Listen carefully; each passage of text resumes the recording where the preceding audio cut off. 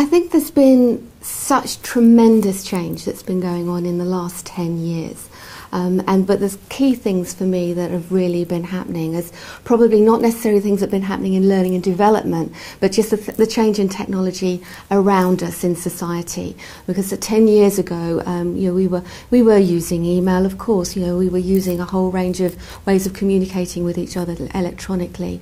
But I think in the last 10 years, with the advent of Facebook, with the advent of Twitter, with the fact that just almost everybody knows how to Google something, or how to be able to book something online, a piece of travel, or to go and purchase things online. And I think these types of technologies which are allowing us to collaborate, find out what our peers are thinking, make decisions in new ways, connect with people we never thought we could connect with before. I think in the last 10 years, with this incredible foundation of what's been going on in society, it would have been nice to have seen perhaps more innovation and change within learning and development. We've seen the way that we do banking has changed, the way that we buy things has changed, the way we communicate has changed. But actually what we've been doing in learning and development to date, I believe, has been more about automating what we used to do. So with learning and development, the technologies have been used extensively over the last 10 years on delivering content and assessing and creating good structured approaches to learning, which can be sent out to lots and lots of people.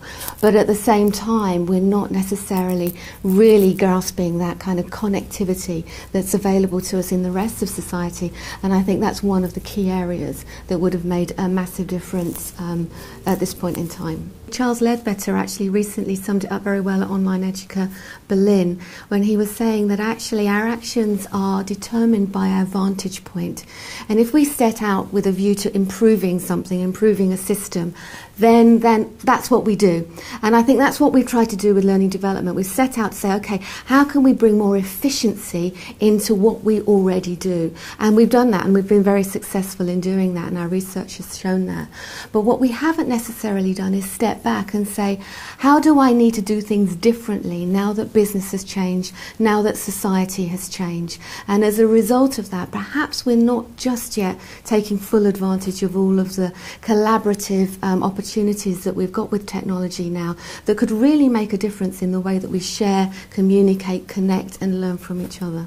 I think the learning technologies that have made the biggest impact over the last 10 years are the technologies that are transforming the behaviour already of the people that we work with. So it's not necessarily the technologies that we ourselves are using as learning professionals, but actually what they're using for themselves.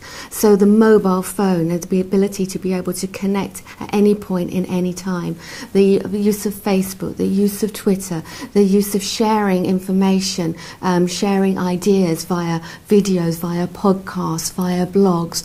And I think some of these are really some of the most transformational technologies because they've become mainstream.